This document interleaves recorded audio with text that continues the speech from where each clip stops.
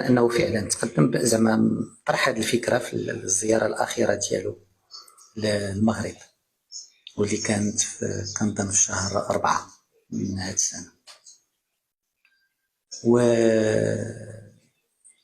وفعلا كان المغرب جدد الموقف ديالو الواضح اللي كان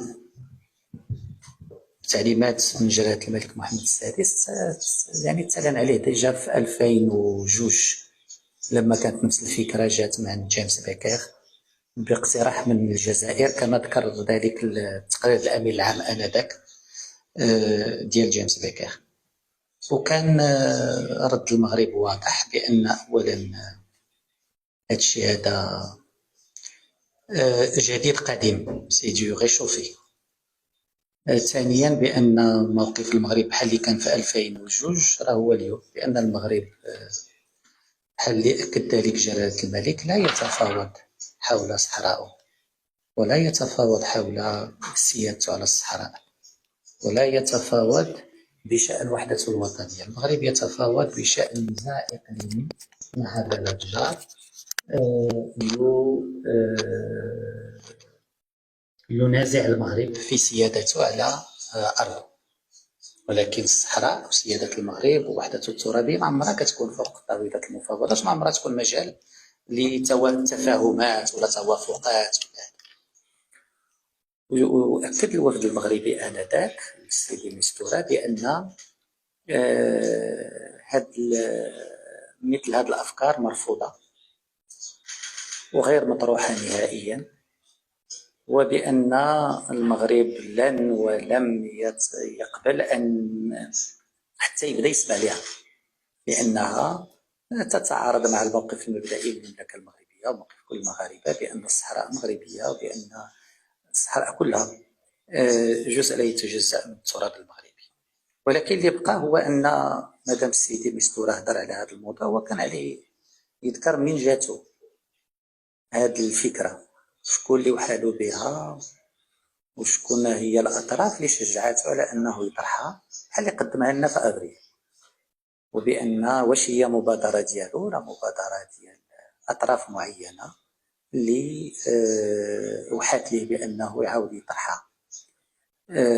هذا اللي مهم في العملية. وهذه الأطراف هذه بأي خلفية وبأي منطق وحات له ولا دفعته أنه يعاود يحيي هذا الاقتراح اللي بحال اللي قلت يعني ولد ميتا، لأن من الطرح ديالو كان مرفوض رفض نهائي.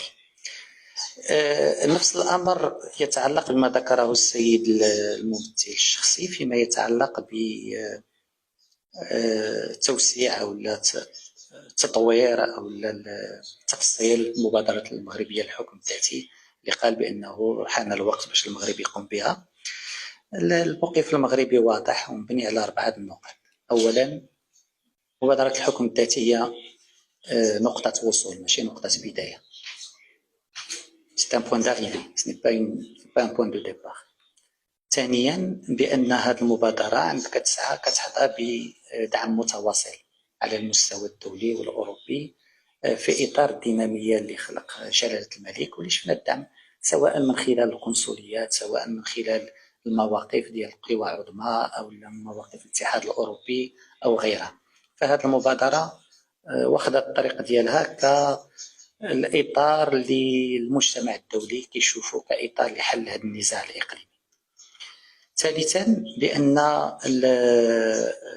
هذه المبادرة عندها خطوطها الحمراء التي لا ما كتقاش، وعندها مجالات اللي فيها يمكن يكون فيها تفاصيل، ولكن كاين نقط حمراء، كاين أسس اللي ما كتقاش في هذه المبادرة سواء في مختلف جوانبها. وهذه المبادرة نهار الأطراف الأخرى تعبر على استعدادها بأنها تدخل في مسار اللي هي الأرضية الوحيدة ديالو هي مبادرة الحكم الذاتي، آنذاك في احترام للخطوط الحمراء اللي موجودة عاد كيكون الحديث شنو هي الأمور اللي كتحتاج تفصيل. ولكن في غياب انخراط جدي، انخراط واضح علني للأطراف الأخرى في مسلسل على أساس مبادرة الحكم الذاتي، فهذه الأمور هذه غير مطروحة وسابقة لأوانها. شكرا.